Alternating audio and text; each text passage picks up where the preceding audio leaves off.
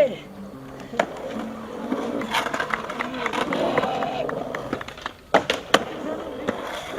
My name is Doug Brown. I've been a professional skateboarder for almost 18 years now. Doug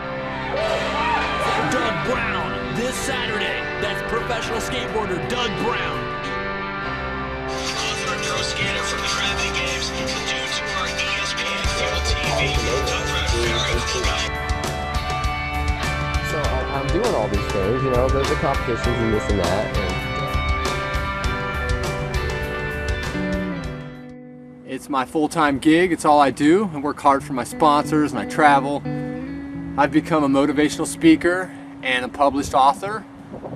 And life is crazy. Life started in 1973 for me.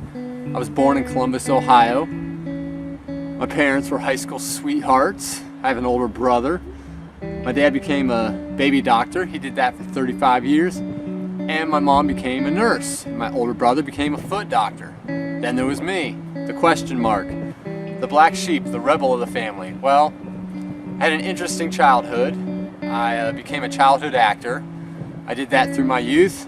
Then I discovered the guitar, so I got into bands and that. In 1986, I saw the movie Back to the Future, and that introduced me to skateboarding. I fell in love with skateboarding. I saw Marty McFly going down Doc's driveway, and from that, I was instantly hooked. I did traditional sports like baseball and basketball, but skateboarding was a team of one and it was creative, so I fell in love with that. And I got my first skateboard, which was a Nash Night Stalker. And then going through junior high and early high school, I rebelled a bit. My grades weren't great. I'd be lying if I said I was an ideal student. And my parents, they'd send me away a lot to just detention centers or boot camps or whatever. And at the time it seemed like an awful thing, but looking back I was fortunate because I was frequently with people that had like maybe eating disorders or were suicidal, and I wasn't. My grades were bad, that was pretty much it. But it taught me a lot about different types of people, and I gained a fierce amount of independence. I thought about my future. So at 16 years old I opened up a skate shop. I had gotten my vendor's license and I started what I called the Skate Shack, which was a dream job for a teenager. And the only bad time about that is my mom was sick. She was battling cancer and she ended up dying the actual grand opening day of my skate shop, April 9th, 1990. I'll never forget going home and seeing my brother. He was shooting hoops like he always does, and I saw in his eyes he wasn't mad, he wasn't sad, he wasn't depressed. But I knew that my mom had passed away just in that, looking in his eyes. So from that I was at a fork in the road. I could go down a negative path and do drugs and alcohol, or I could go down a positive path, which I definitely wanted to honor my mother's memory, and I went down that positive path. And my grades went back up, and I really got into my music and skateboarding. Those were my anti-drugs, which means when I was down or depressed, I could go to that as a positive creative outlet. So I graduated high school and I didn't go to college. I probably should have, looking back, but I took a different path than the rest of my family.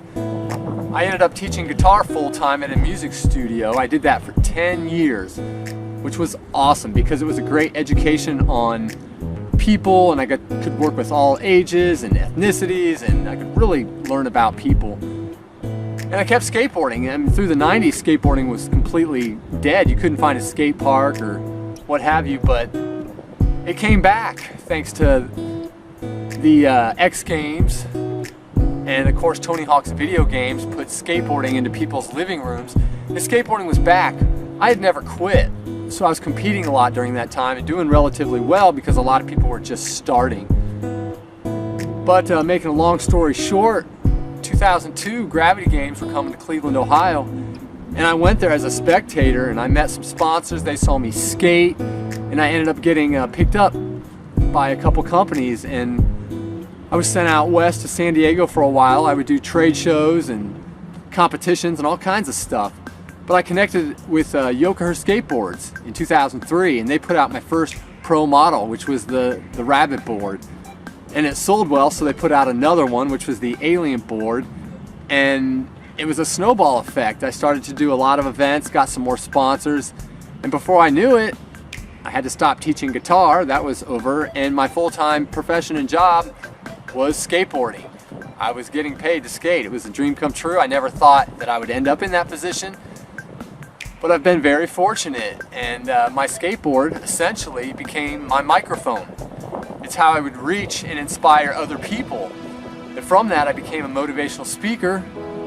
So I get to speak at schools, libraries, detention centers, and even hospitals with Athletes for Hope.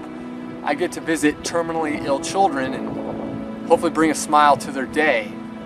But it's all because of my skateboard. So your talents and your skills, hold on close to them.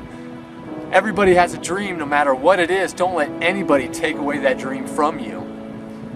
And after so many years of doing this, I mean, it's just been unreal. I reconnected with Yocaher Skateboards, and they put out my new Radical Rabbit board, so check that out at yocaher.com.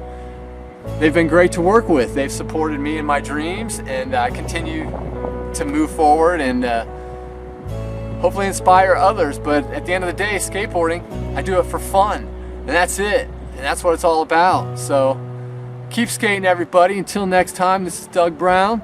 We'll see you around. Yocaher Skateboards.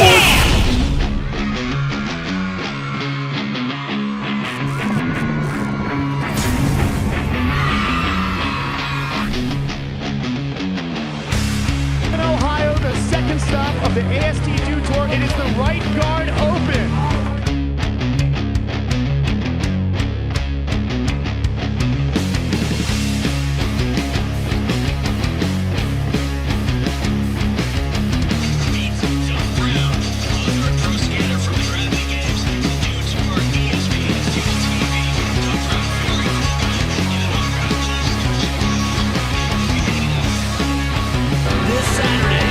Professional skateboarder Doug Brown.